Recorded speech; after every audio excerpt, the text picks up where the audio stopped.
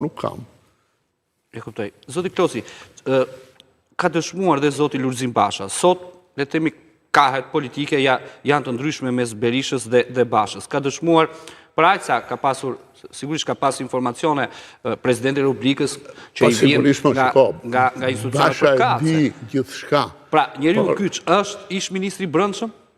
Por kërkush nuk e akuzon dot që ai ka dhënë urdhra. Se e para e di që si ka dhënë ai urdhra, dhe nga kjo pikpamje është i qetë. Ai ka përgjegjësinë pse varësit e tij, Garda e Republikës, varësit e tij kanë shtinë mbi turmat dhe kanë vrarë duke shkelur absolutisht ligjin. Kjo është përgjegjësia e tij. Ndërkohë që përgjegjësia direkte ai se ka këtë problem, them unë. Po. Problemi është më sipër.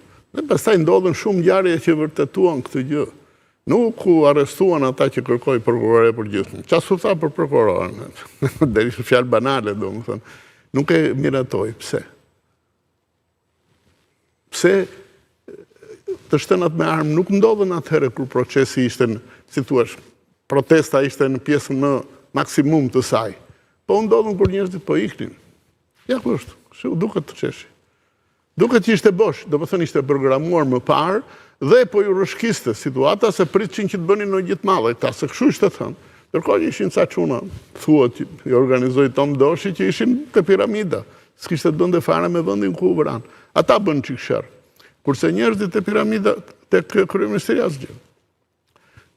U përplasën me policinë, se policia ishte në trotuar, u përplasën me ato shkopat e... Pastaj policia iku, edhe këtë se mora vesh ndonjëherë. Ikin e policisë? Policia iku, u fut brenda. Gardit, kishte garda atëherë kryeministria. Do të thënë gati sikur i ndolli, si thua, protestuesit dhe protestuesit hypën mbi mur. Po nuk kërcyen, fillon bile muhabetin me policët që ishin nga mrapa. Do dukesh që aty përfundonte ajo protestë. Dhe pastaj erdhi koha për tikur dhe po iknin. Atëherë u kujtuan që shikoj skenar që kishin menduar që në një situatë emergjente do të qëllonin me njerëzit, nuk po, dhe më dha urdhri. Është një skenar që, thash, unë kam bindjen, edhe me që po më thësti, po e them, natyrisht s'jam unë që kam provat, e mëse tash. Për shembull, edhe zoti Ilir Meta kërkoi të jepte dëshmi dhe shkojnë s'pak dha dëshmi për 21 janarin. Gaboj shumë. Gaboj? Ilir Meta ka hallet dhe tija dhe nuk ka pse merret me këtë punë.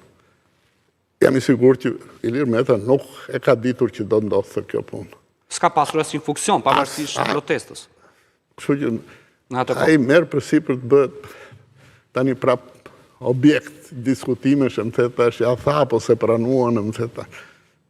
Për mua ka gabuar që kërkoj që le të shikoj hallet e vet. Edi Rama duhet të jap dëshminë e tij për atë çfarë ka ndodhur atë ditë për shembull? Ka qenë lideri i opozicës. Shiko, ajo që ka ndodhur atje nga pikpamja e Edi Ramës është shumë e qartë.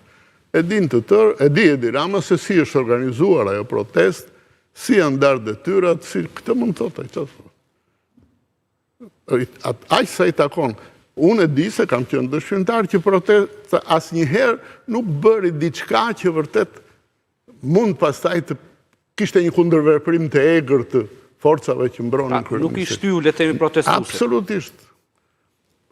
Diçka bën ata djemt që ishin aty te piramida, po. Dhe po flasim tani për aty ku ndodhen vrasjet. Te piramida u dogjën ja dy vetura që ishin parkuar. Nga të rit ata u treguan më të...